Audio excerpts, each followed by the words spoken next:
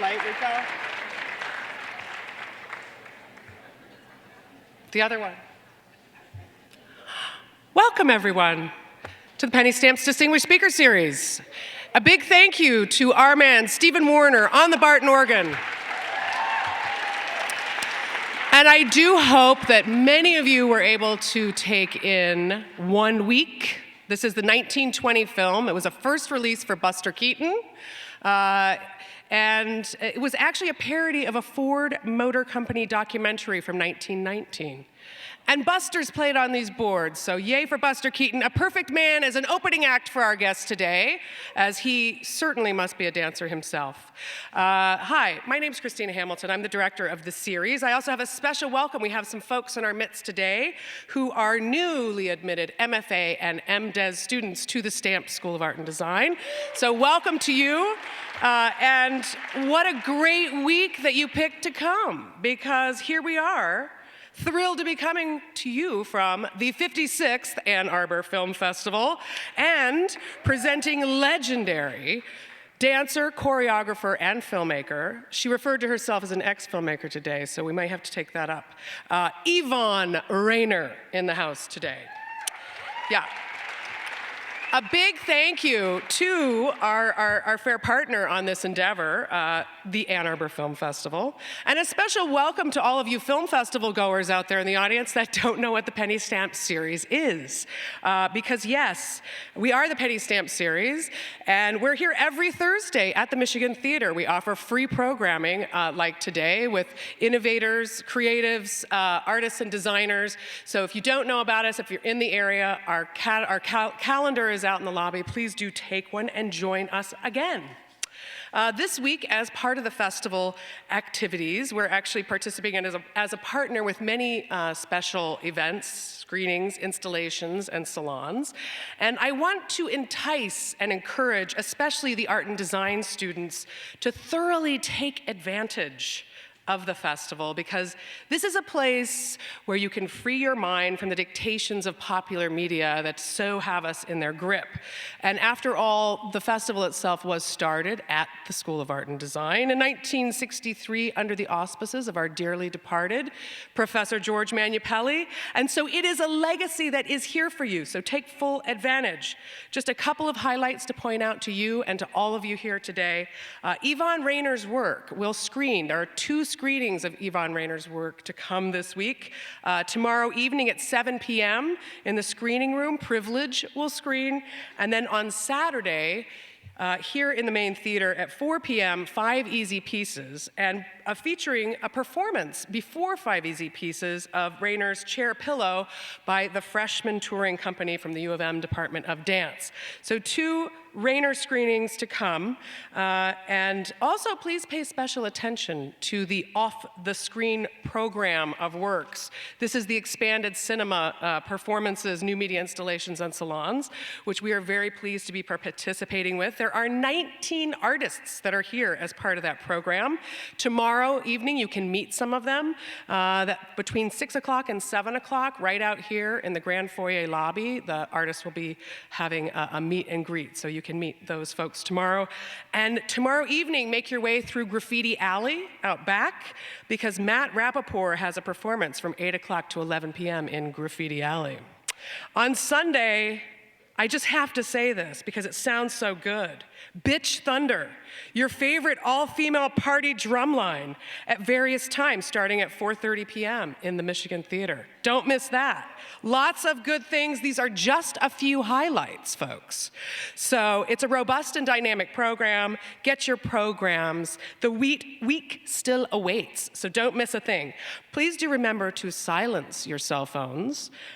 Due to the festival's robust program, we're not going to be able to have a Q&A today. But never fear, lots of good things still to do. So, for a proper introduction of our guest today, please welcome someone who I think is doing a fantastic job, the Ann Arbor Film Festival's Associate Director of Programs, Miss Katie McGowan.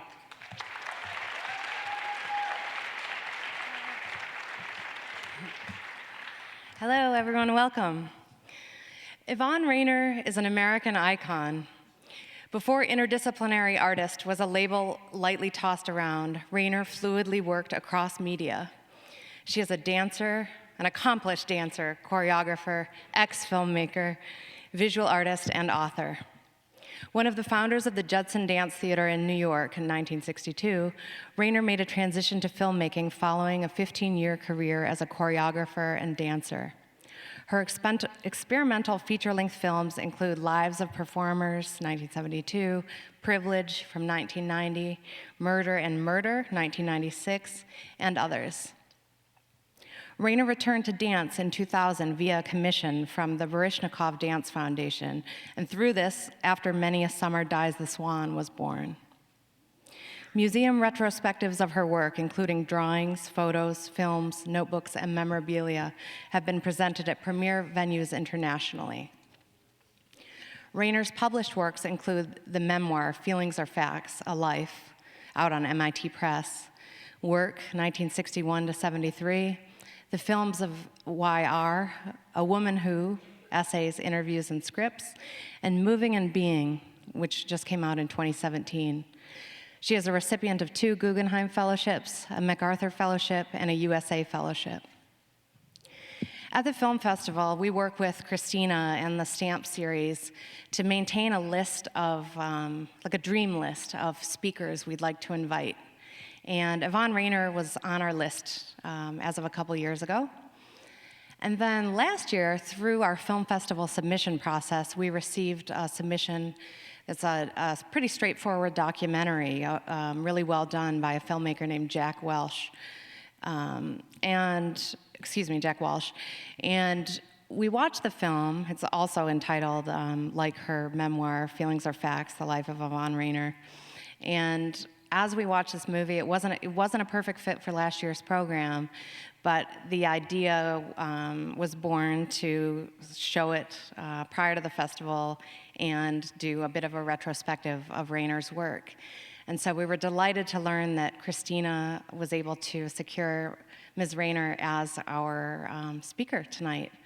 This is a really huge honor for the film festival to be able to present a true interdisciplinary artist and icon, Yvonne Rainer. So please join me in welcoming the indomitable Yvonne Rainer.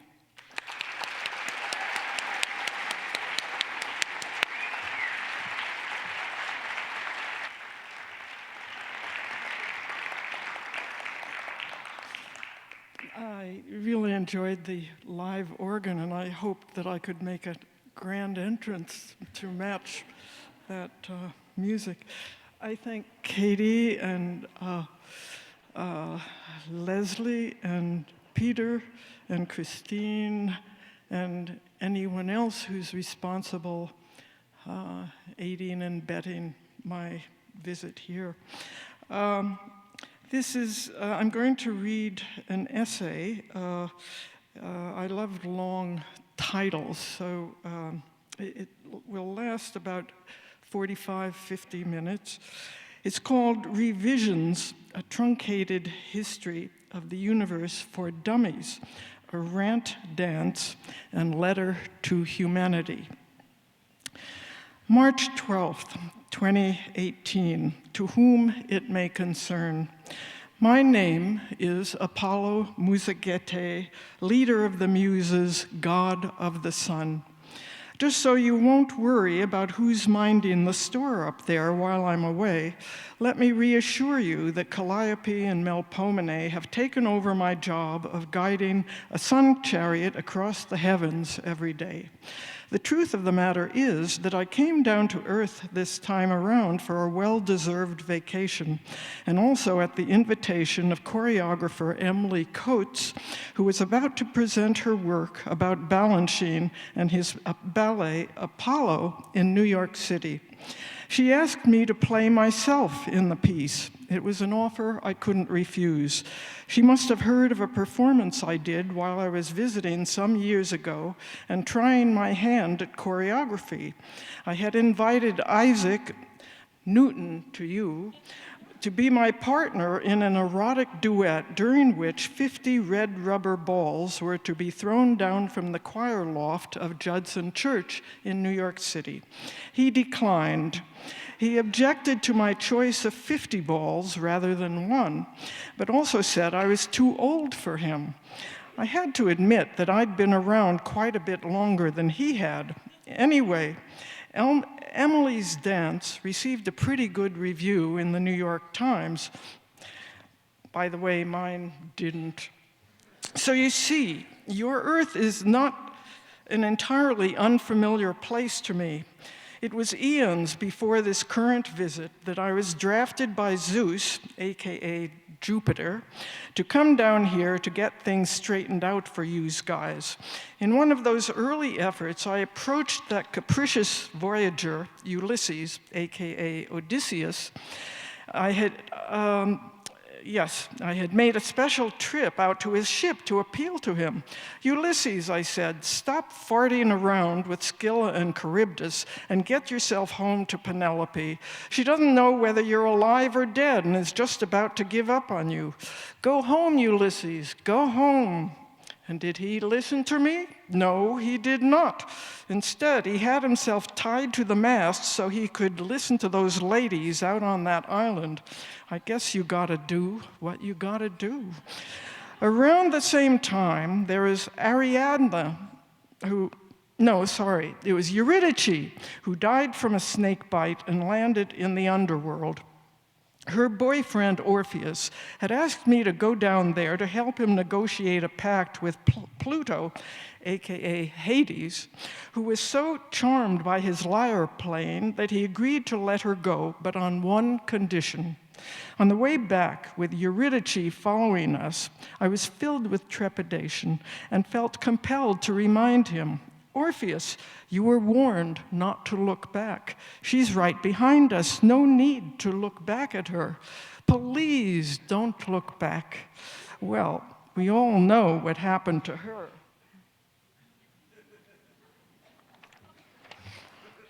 And him, eventually. I have to confess, I still feel a little guilty about her. Would he have turned to look if I had kept my mouth shut? Then there was that heel, Achilles. I tried to reason with him. Look, man, you've been at this heroics game long enough. Let Hector find someone else to punch in the nose. Take a rest. You've made your mark on the world. Isn't it about time you retired? And give me a break with that Trojan horse, Homer. I couldn't believe how anyone could be so gullible as to bring that thing into the city. Even after I joined forces with the wailing Cassandra, it was pointless to try to stop them. In every instance, Ulysses, Achilles, Homer, the Trojans, everyone, it was like talking to a wall. Which reminds me, pay no attention to those unsubstantiated rumors that I raped Cassandra and was the cause of Daphne's being turned into a tree. The truth about Cassandra and me is that we had a consensual affair, but then she complained to her mother that I had seduced her with books, that I had made her read all of Proust, Tolstoy, and Dostoevsky in rapid succession, which in her eyes was as good as telling her she could order her wedding dress. Needless to say, at that point, I made one of my many hasty exits. I admit, I've said and done some shameful things in my day, like allowing 2 of my suffering cats to live too long before having them euthanized, and forcing sex on my muses. I could describe many more instances of offensive behavior, guilt for which has impelled me to return to Earth from time to time for a shot at redemption. From my present vantage point, however, and with enduring admiration for Cassandra for her activism during the Trojan War, let me assure you that all in all, I'm not such a bastard as I used to be, as you shall see for yourselves soon enough as I proceed.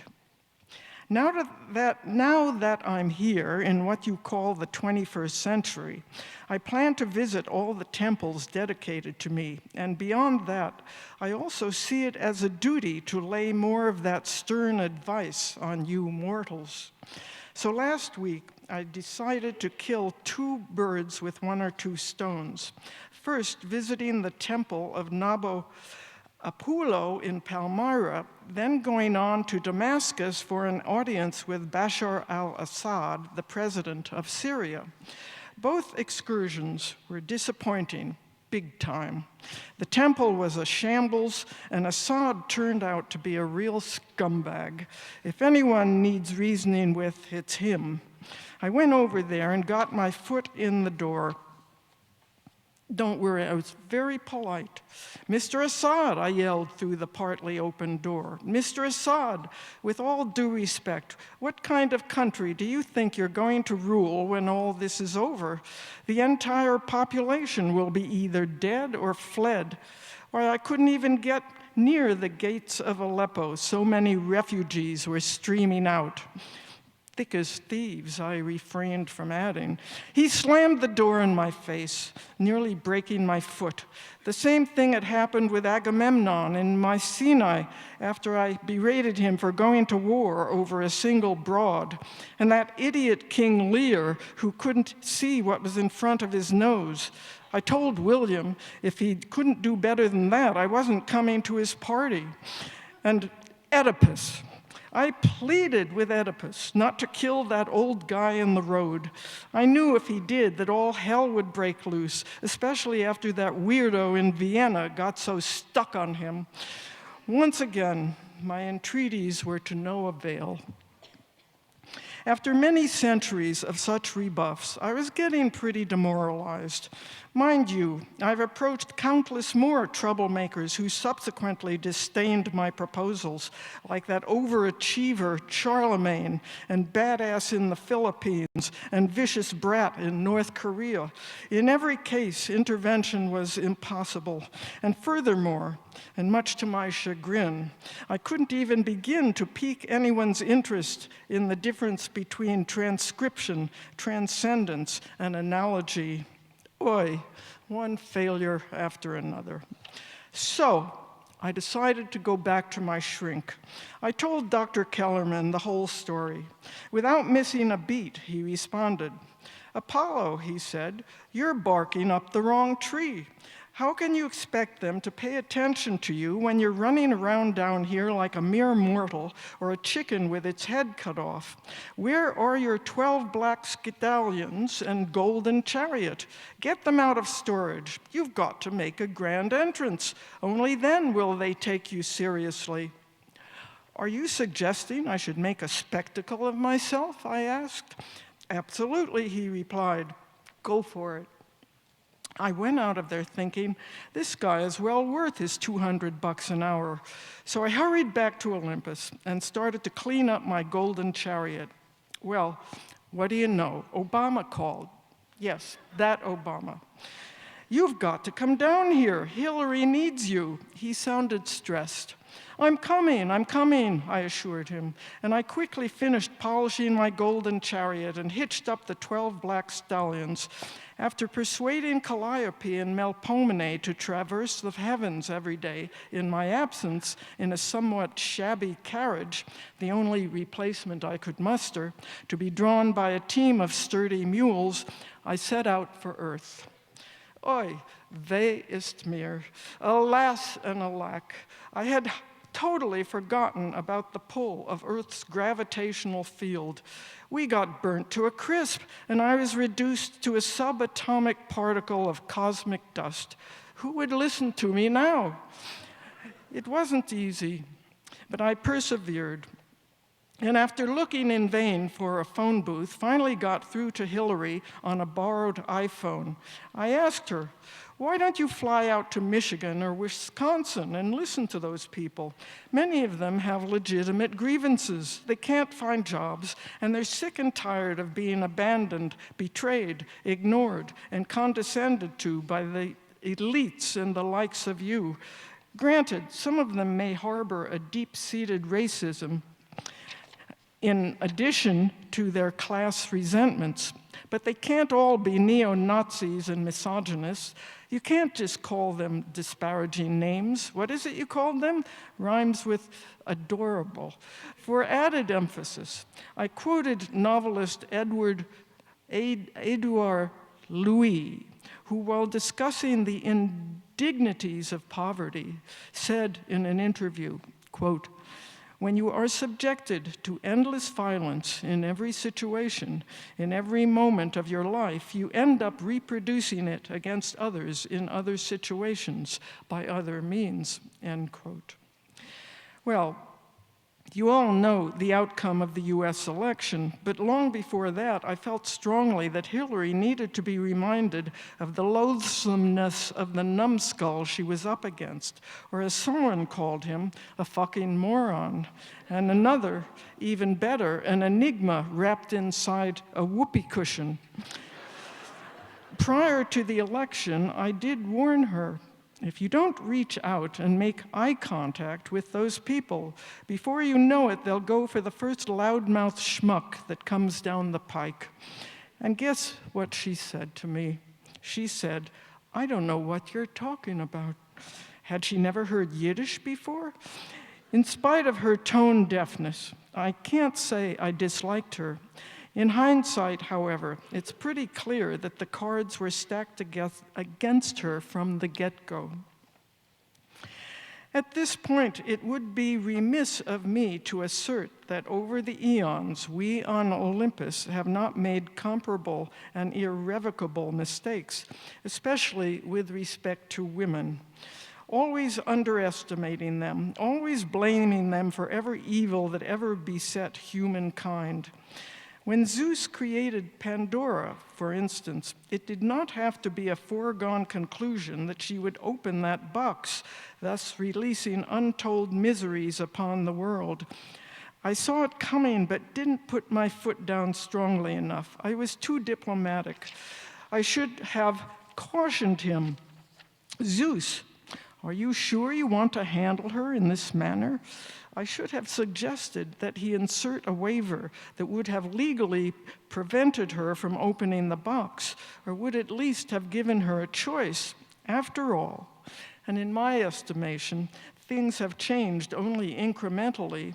If women aren't invited to the table, they end up on the menu. I've always regretted my timidity regarding the Pandora calamity. So, what is to be done? I've had to recoup, re-strategize. These days, I tell everyone, take one step at a time. Put your anguish emissions aside. As William Faulkner said somewhere, the past is never dead.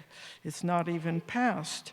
And I would add, sometimes it rises up and grabs you by the throat. No need to set your hair on fire. Just try to remember, you're in this together.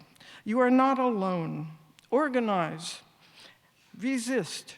You will get through this. You shall make things better. And have patience. According to Umberto Eco, freedom and liberation are an unending task. Finally, allow me to end with a favorite quote from the late Amiri Baraka. "What can I say? It is better to have loved and lost than to have put linoleum on your living room floor." Sorry, I can't stop. As Leto, my mother, used to say when she had had a bad night's sleep, my mind kept working. My mind these days is prey to an endless loop of atrocities. Today, I'm stuck in 1916 during World War I. A young soldier is running along the edge of a trench, one arm missing, bleeding to death, knowing he is done for.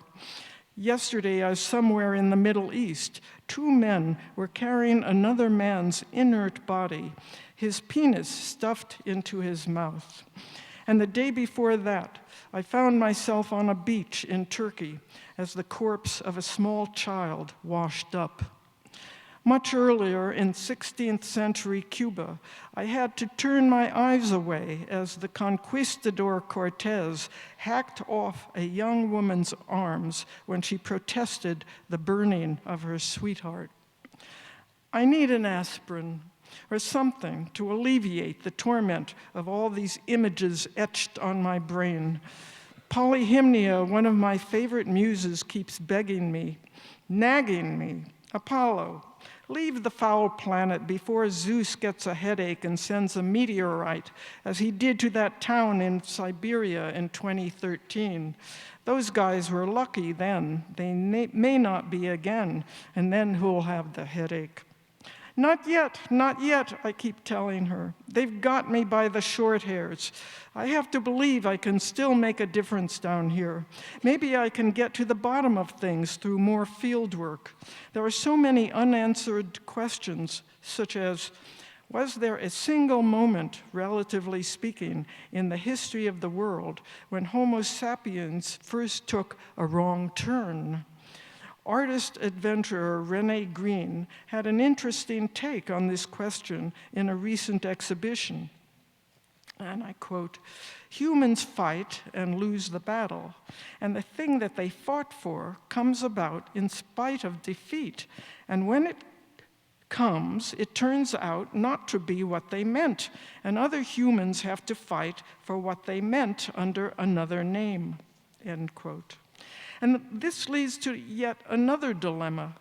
Why did Western historians become so invested in the notion of progress in the face of overwhelming evidence that it could so readily collapse into domination, vengeance, and amnesia? When I broached this question over pizza and beer with my old chum Walter Benjamin shortly before he landed in the underworld, he had this to say, quote, "The idea of a universe with infinite repetitions without any finality or goal was a counterpoint to the Enlightenment's faith in progress," end quote.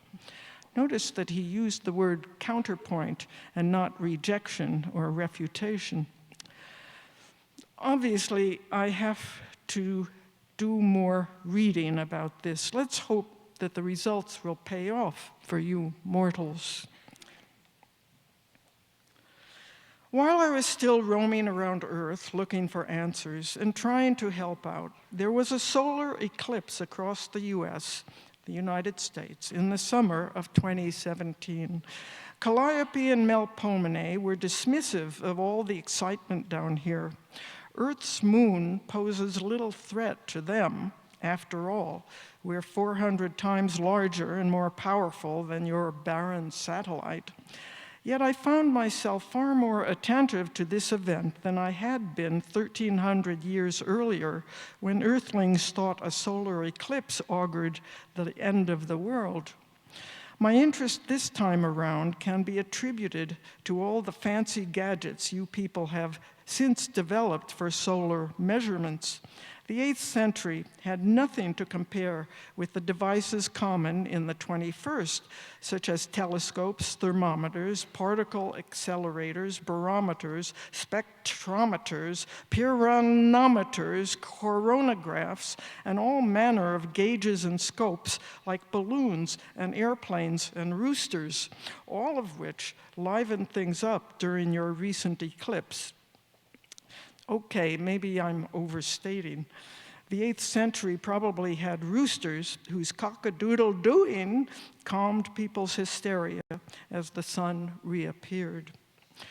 During the previous summer, as a passenger on a cruise ship that was sailing around the Outer Hebrides, I was making small talk, incognito, of course, with a fellow passenger about a woman who had risen to prominence advocating for women's rights in a Middle Eastern country. After she was captured by Islamic State militants, they taped her mouth shut and strung her up with her wrists bound behind her back and her feet dangling 2 inches from the ground. Before I could finish the story, my shipmate asked, "Are you interested in history?" Not wanting to show my hand, I was somewhat evasive. I told her, I am one of those artists who makes beauty out of misery. They were nursing shots of Lafroig on the upper deck, while I surreptitiously imbibed nips of ambrosia from my hip flask. The evening sun, less resplendent than when I was last in charge, but still navigated by Calliope and Melpomene, broke through the dappled clouds and bathed our faces in a beatific glow. My innards, unaccustomed to mortals' gourmet cuisine, complained of abuse. My cruise mates were pleasure seekers, not the dispossessed, amnesiacs, not the oppressed. They wore Izzy Miyake, not. They were like the lotus eaters, their sleep untroubled. They laughed and didn't weep. They were deserving, had paid their dues, worked for their monies, suffered along the way, put in their time. They had no reason to deprive themselves or scrimp, flinch, flagellate, bemoan. They agreed the world was going to hell in a handbasket, but, dear God, as one of them remarked, allow us this rollicking reprieve, a moment of relief on the woeful planet. The skipper opined, it's coming, not in my lifetime, but someday we will find a way to leave the earth behind. But some of you will have to stay, I thought, the unlucky ones, and without a doubt, the impoverished ones. It wasn't the first time I held my tongue. Eventually, as the ship was putting into port, there, lo and behold, standing on the deck was Terpsichore, all aflame and very pissed off. Zeus sent me down, she exploded. His message is, you've accomplished next to nothing down here. Shit or get off the pot. She raced on, wouldn't let me get a word in edgewise. Calliope and Melpomene are fed up with driving that cheesy chariot and those stubborn mules across the heavens every day, and I'll be damned if I'm going to help Hercules clean out the Augean stables every morning for your fucking precious idle black stallions. You're shirking your responsibilities. Wind up your affairs down here and get your ass back to Olympus. Zeus is getting heartburn. She fumed on and on. I was able to placate her at last by offering a trade-off. I was willing to bring two of her favorite choreographers, Trisha Brown and Nancy Meehan, back from the dead, if she would intercede with Zeus to allow me to stay here a little longer. She hesitated, then made a counter-offer. Throw Ian White into the mix, and I'll take it up with Zeus. I had barely nodded my head in agreement when she was gone. You may not know who Ian White is. I have a footnote here. British performance artist, writer, curator. He died much too young. You mortals are so short-lived. You're born, then in the blink of an eye, you're gone. Another issue that I intend to take up with Zeus.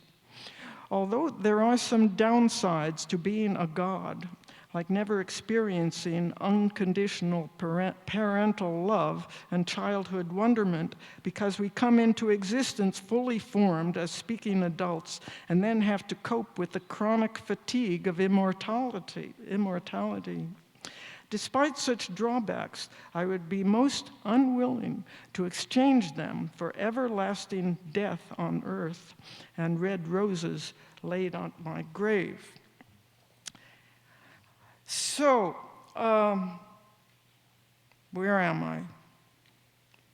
Okay, so she made this counteroffer, throw Ian White in. I had barely nodded my head in agreement when she was gone. Without waiting for Zeus's go-ahead, I set out for the underworld to retrieve Nancy, whom I felt was a priority, as she had arrived there most recently.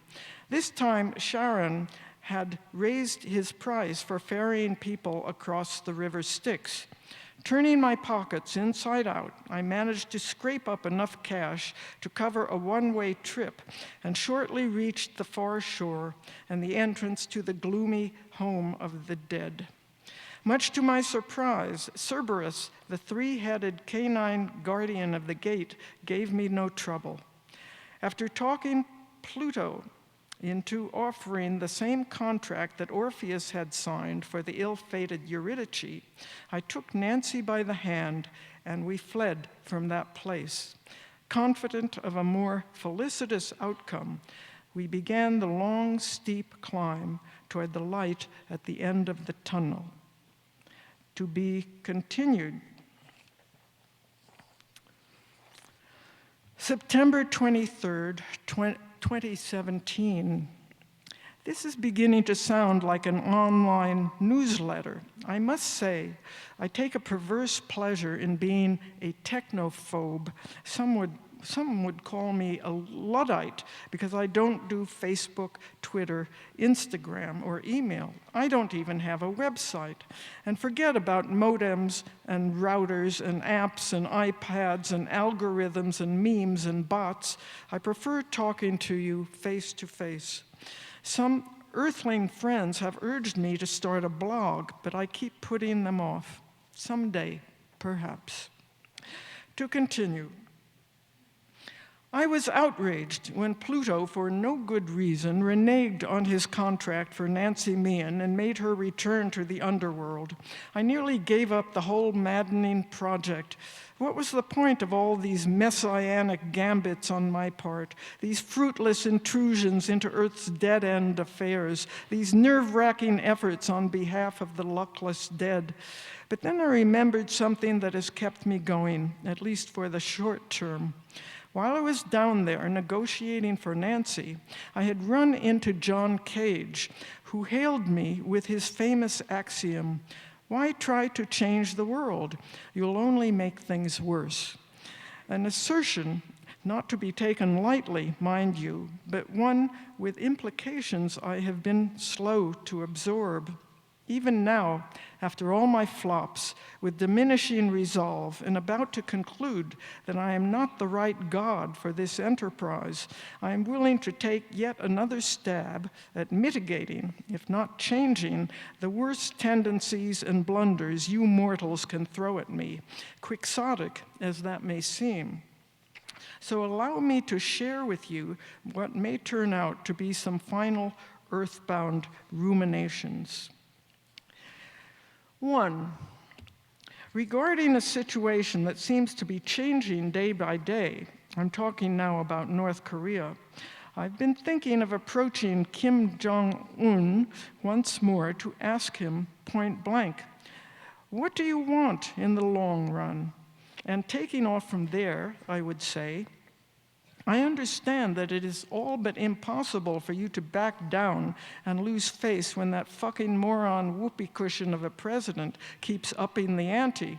But I can assure you that calling each other names in public like naughty schoolboys won't get you anywhere. Has no one warned you that, according to most scientists, multi-city exchanges of nuclear detonations will bring on a new ice age, spewing so much soot and dust into the stratosphere will cause a 70% reduction in sunlight reaching the Earth for decades. Crops will not grow. Famine will ensue. Earth's populations will starve, including your own. For the sake of the world and your own populace, might you not cut that fucking moron some slack by expressing your desires more openly? Like membership in what they call the nuclear family. Let's talk. Trade with South Korea without nuclear threat? Easy. Tickets to Radio City Music Hall and the pyramids and the Eiffel Tower? A snap. Doesn't Pak Kil-yan, your UN ambassador, send you alluring descriptions of New York nightlife? Aren't you at all interested in how the rest of the world lives? There must be some space in your embattled psyche for a bit of curiosity and humility, unlike your appalling counterpart in the White House. With this tactic in mind, however, I must face the possibility that being candid in these cliffhanger circumstances may be risky. Give Mr. fucking moron whoopee cushion enough rope and he's likely to hang you with it. And I know Kim can't just say to him, "Get off my back and I'll be a good boy." An unlikely request from someone whose concern over the size of his dick is beggared by the whoopee cushion's even greater concern. After being confronted with the adolescent lunacy of these leaders, I was dumbfounded to read the hair-raising and casually deployed language of certain sections of the U.S. male-dominated scientific community, which is supposedly serious about dealing with the threats of nuclear apocalypse. Their communications are larded with sexual metaphors, such as vertical erector launchers, thrust-to-weight ratios, soft laydowns, deep penetration, the comparative advantages of protracted versus spasm attacks, and what one military advisor to the National Security Council described as releasing 70 to 80% of our megatonnage in one orgasmic whoomp. The psychosocial import of such reckless jargon is so grotesque that as I write, I can't allow myself even to begin to imagine the horrendous consequences. I need more time to think about this. As the fucking moron and lunatic go into a bar.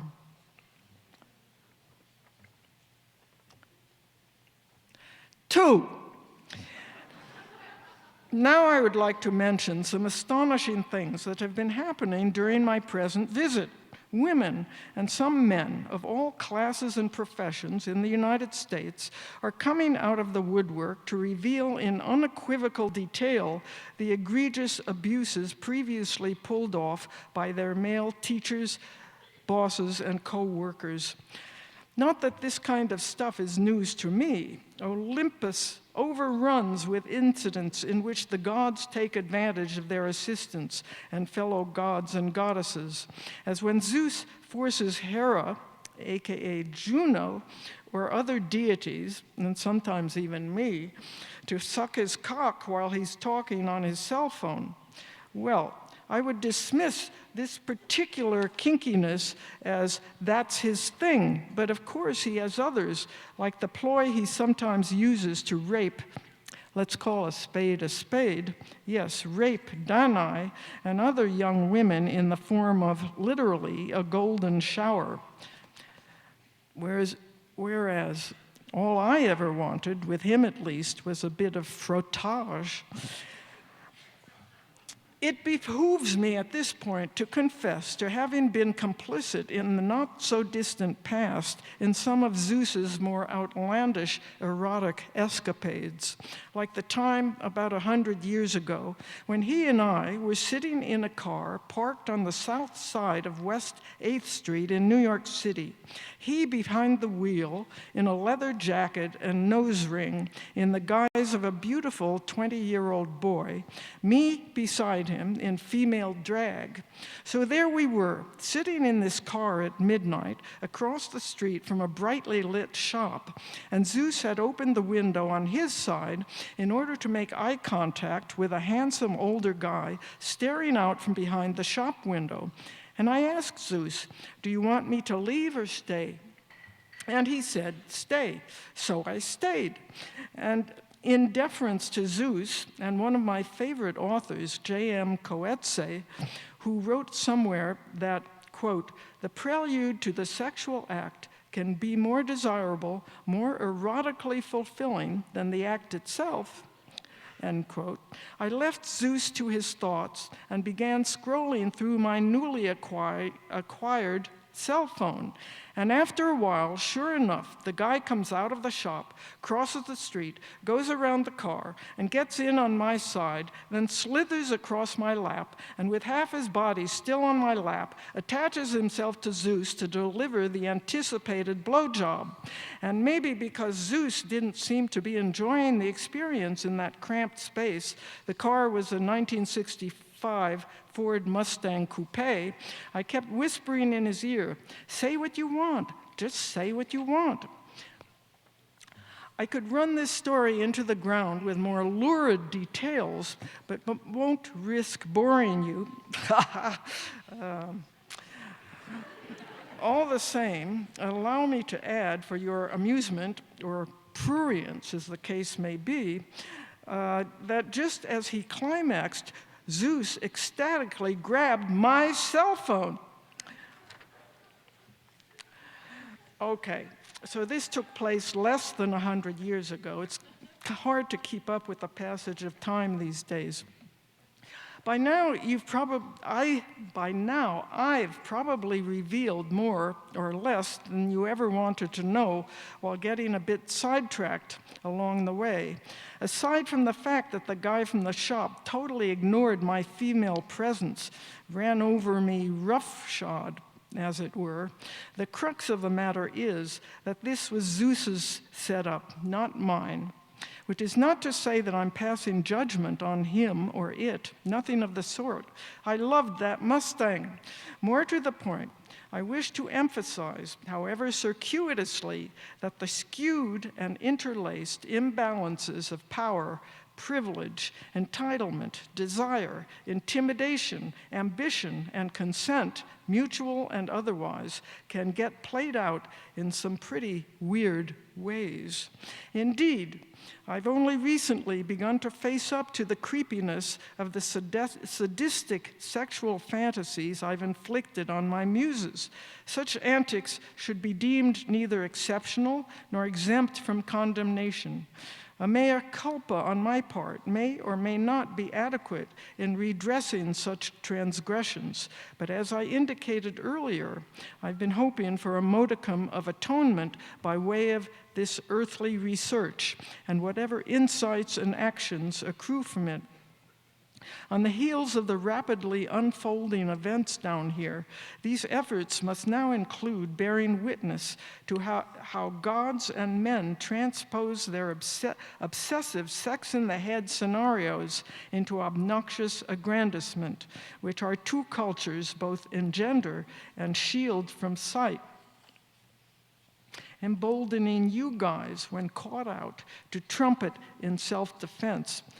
I thought she or he was willing, or the situation has been mischaracterized, or, even more damning, I don't remember.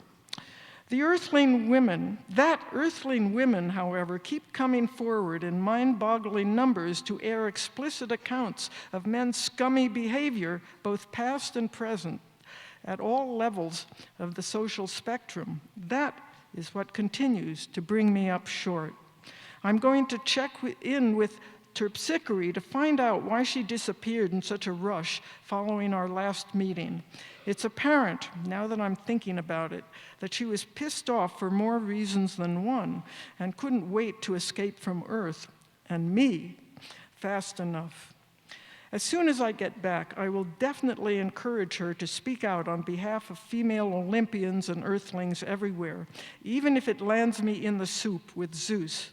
Let's hope some real and lasting changes will take place as a result, beyond all the current revelations that may yet, unfortunately, end up being a flash in the pan. I am now remembering that the last time I was futzing around in the underworld, I ran into Ida Lupino, the remarkable Hollywood actress and director, and asked her to recommend a favorite movie that she herself had directed. She suggested Outrage from 1950. Believe it or not, it's about a rape and the repercussions for its victim. When I eventually caught a screening at the Museum of Modern Art in New York, I was surprised that this subject was being dealt with in Hollywood during such a retro era. It's not easy to watch. The writing and acting seem a bit stilted when compared to Hollywood's present-day penchant for rapid-fire, mealy jabbering, and the female protagonist continually runs into men who assault or manipulate her. Frankly, I had hoped that she would marry the psychiatrist at the end and live happily ever after. But I have to admit, the film was way ahead of its time, both for its subject matter and ambiguous, inconclusive ending. I strongly urge all of you Me Toos to see it. 3. Then there's Myanmar, which is suddenly, maybe always has been, a hornet's nest. Aung San Suu Kyi, the foreign minister and state counselor, or whatever titles the generals use to avoid having to make her their president, after receiving a Nobel Peace Prize and endearing herself to the world, is now being reviled for her part in the barbarous expulsion of the Rohingya Muslims from her country, where they have lived for generations. It's possible I haven't been paying attention, but I was shocked to hear the term ethnic cleansing for the first time when told about this situation. Whether you characterize Suu Kyi's connection to the current brutality as detachment, passivity, collusion, helplessness, or political cunning, I can't help but agree with most people's negative judgment of her. I'd like to ask her, why is there not room in your country for other religions besides Buddhism? Talk to your generals. Don't just stand by and let them pursue their murderous agenda. Whatever the limits of your power, use it for good. I am aware that I may be simplifying the Myanmar situation and offering ineffectual advice, but much as Suu Kyi can't be blamed for the misguided veneration heaped on her during her 15-year house arrest, I think if she continues to do nothing, she should be held accountable in the International Criminal Court in The Hague, along with her generals. She for being more concerned with the well-being of her vicious xenophobic dog than with that of the victims of ethnic cleansing, whose plight she ignores but must be all too aware of. I wonder how the Rohingya woman whose baby was snatched from her arms and thrown into the fire feels about Aung San Suu Kyi now. At this point, I feel my outrage flagging. I'm just not up for another confrontation. 4, in any case, as I write, I am reminded of another catastrophe looming over your planet, global warming and its consequences, which really should be number 1 in terms of urgency. I need not belabor you with the entire roster of toxic causalities, like the fact that Robert E. Murray, the CEO of the largest coal company in the United States, and the fucking moron-appointed slash-and-burn administrator of the Environmental Protection Agency, Scott Pruitt, are in cahoots to roll back Obama's restrictions on the burning of fossil fuels while dismantling the very agency Pruitt's predecessors were charged to uphold, with the result that the EPA is now a subsidiary of the polluters it is supposed to regulate. As all rational people know, scientists' reports about fossil fuels and their link to global warming and the degradation of Earth's ecosystems are neither hoax nor conspiracy. What you probably don't know, which should alarm you, is that the concentration of carbon dioxide in the atmosphere is higher today than it has been in at least 800,000 years. As for the optimists, along with the deniers, opportunists, and liars who contend that the current ecological situation on Earth is no more dire than it was in previous periods of famine, war, and plague, I must protest that the stakes are higher now. The entire planet is at risk, and not just this or that geographic locality. The point of no return is at hand, a mere second as the history of the universe goes.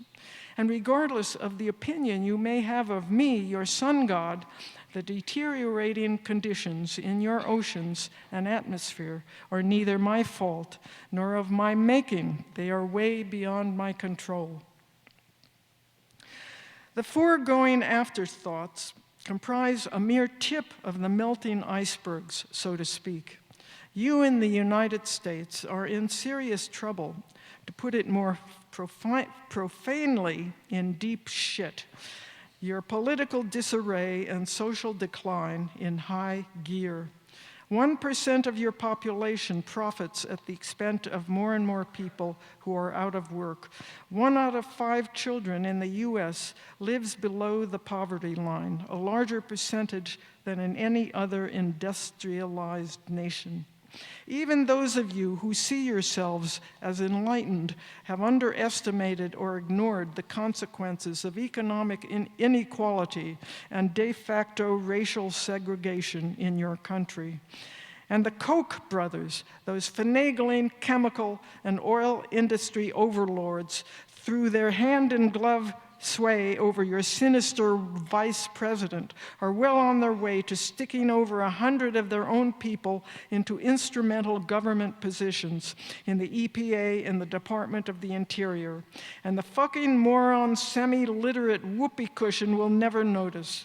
He's probably too busy being feted and sucked up to by the Saudis, and too busy authorizing a $110 billion sale of arms to them, including the precision-guided missiles with which they destroy hospitals and kill hundreds of innocent men, women, and children in Yemen.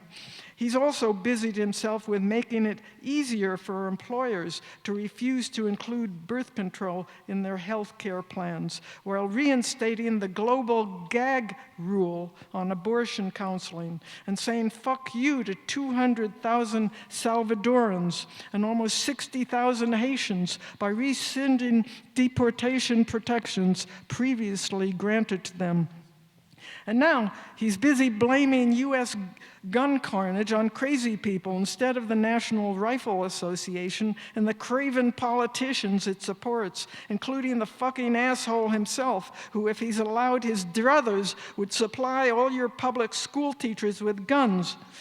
Come to think of it, how about arming not only those teachers, but every man and woman in the U.S. over 18 years old with AR-15 assault rifles? Yes, the fucking moron's calendar is full. Between such maneuvering and unpredictable early morning tweets and gluing himself to Fox News for hours and visiting his golf empire, he has hardly any time left for temper tantrums and threatening and firing his cabinet members and praising international despots. The German philosopher Peter Sloterdijk has called him a degenerate sheriff and adds, he channels global feelings of ecological doom, but instead of waiting for a crisis to impose a ruling, his rulings get him the emergencies he needs.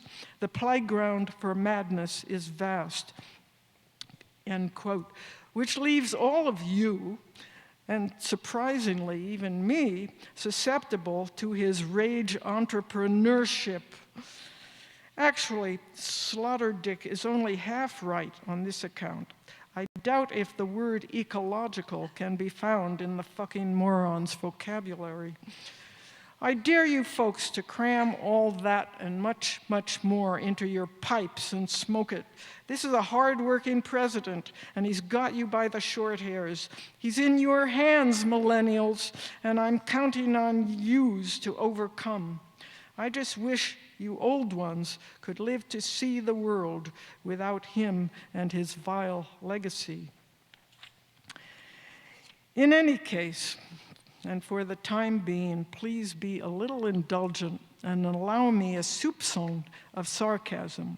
I'm in the grip of one of my chronic fatigue days. If I, an Olympic god, can feel so besieged, I can well imagine the stress that you earthlings must be experiencing. I got a glimpse of this when a female acquaintance down here recounted a dream she had in which I was a protagonist. And this is her dream. You and I were at some kind of karaoke bar hiding, but then you decided to sing, although you rejected everything on their playlist. You came up with your own song, some kind of show tune, very Rodgers and Hartish, but the lyrics were all about Kierkegaard. You were creating impressively on-point arguments in rhyme. I wish I could remember what they were. The only thing that's lasted with me was that you paired existence with resistance and Camus with fuck you. The crowd went bonkers for it. After reading with dismay the previously mentioned items gleaned from various news outlets, I too had a dream. And this is my dream. A group of people enters a performance space and stands in a line, shoulder to shoulder, facing the audience. I instruct each of them to hurl a brief invective at the fucking narcissist seated in the front row, and then exit one at a time. But the line grows longer and longer as more and more people show up, and those newly arrived haven't heard my instructions, so I must keep repeating them. The situation is out of control and seems interminable until I manage mercifully to wake up and put a stop to it. Has it really come to this, that distress over Earth's political and ecological upheavals has invaded not only the dreams of mortals, but the dreams of us Olympians? I am overwhelmed with a sadness and a sense of futility. I can't help thinking about Polyhymnia's exhortation to leave the befouled planet before it's too late, which reminds me of a line from that play by, what's his name? Give me a break. Even gods have memory lapses. Before, and this is the quote, it's actually from, what's his name? I'll tell, it's in a footnote. Before life on Earth becomes finally merely impossible, it will for a long time have become completely unbearable. That's not the syntax I would use, but I'll be generous. After careful consideration, and much as I hate to abandon you guys, I've decided to heed Polyhymnia's advice at long last. Unlike Sisyphus, I've not been condemned to hang out down here and nurse my frustrations for all eternity. On a happier note, Jane Goodall put a few of your dilemmas into perspective when last I saw her. In fact, as recently as 2 weeks ago, over BLTs in her favorite Manhattan diner, after I had arrived late and breathless from taking an ill-advised shortcut and climbed 130 steps in Hudson Heights to get there. Charming and sweet-natured as ever, she said, "What can we do to help this gloomy situation? I meet so many incredible people doing amazing things, saving animals on the brink of extinction, restoring the forest, cleaning up a river. It's knowing what can be done that gives people the courage to fight." Yes, knowing what can be done is key. I think this is as good a time as any for me to bow out of earthlings' travails and leave you to manage things on your own. After all my griping and nitpicking, I still have confidence in your resilience, ingenuity, and compassion.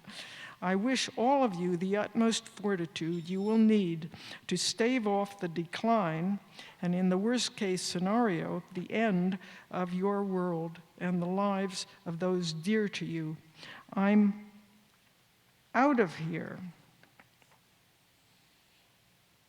Wait a minute. Not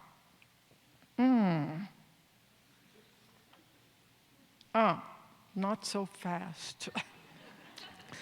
Forgive me for detaining you just a mite longer with the following postscript. In the early 1950s, I spent a year on Earth as a 17-year-old teenager attending her first and only year of college. While there, I took a course in Western philosophy and became deeply involved in the writings of Plato, Bishop Berkeley, and Bertrand Russell, among others. Nevertheless, in contrast to the gutsy indigenous Canadian who wrote, quote, "I wanted as much of the world as I could take, and I didn't have the conscience to be ashamed," end quote. I must confess with no little embarrassment that as that depressed 18-year-old, and for reasons then unknown to me, I could barely admit to wanting anything, and I did have the conscience to be ashamed, only in my case, ashamed of aborting my formal education, which I have continued on occasion to regret.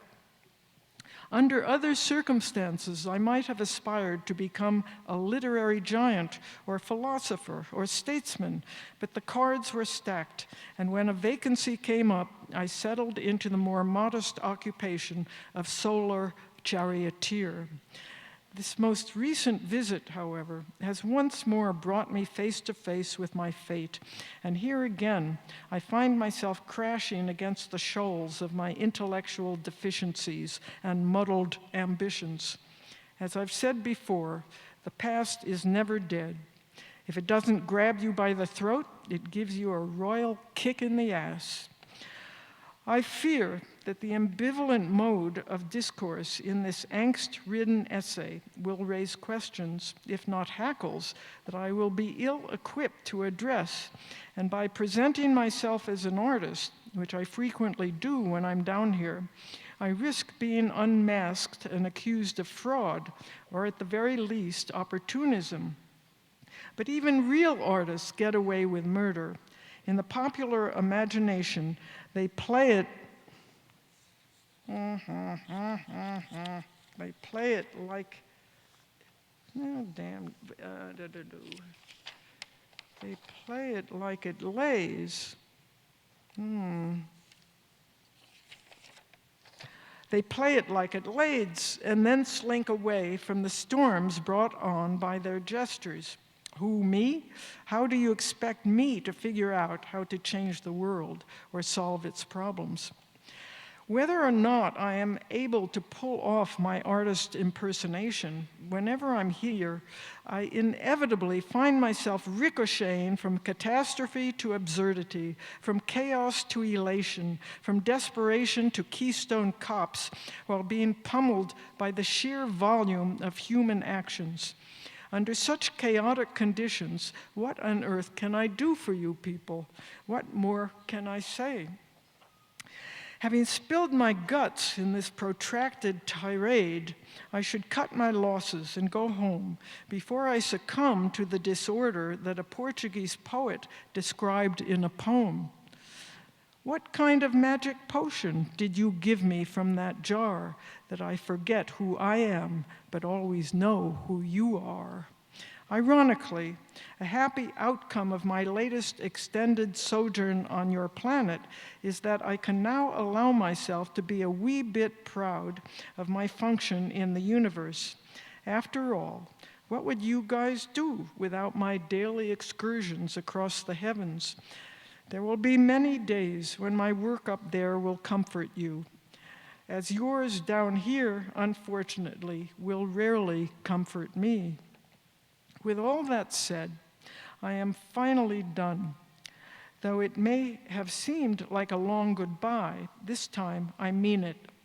Not wanting to leave on the wrong foot, however, I shall propose a temporary antidote to your quandaries and steer you to a favorite Laurel and Hardy short, which I consider quite germane to these troubled times.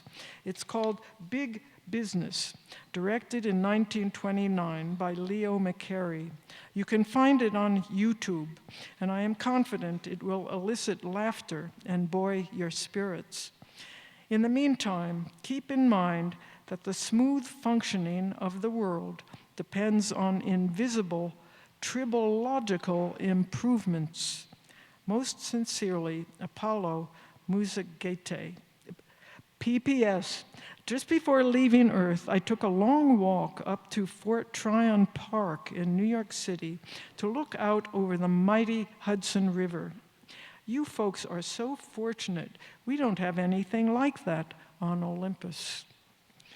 And I just want to, this word tribological is new to me, probably new to a number of you. It's the study of interacting moving surfaces. Thank you very much.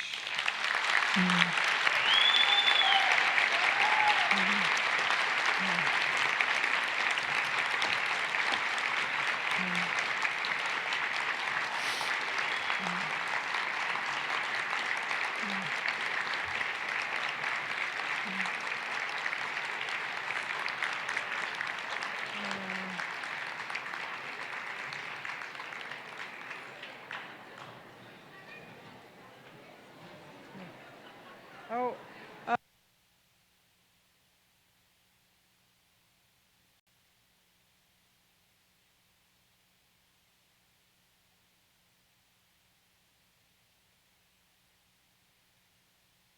okay. Yeah, I'm good. All righty. You're amazing. Did you put those down all in different spots? And were you going around with your different piles? Huh? The way that you had your paper? In sequence. It's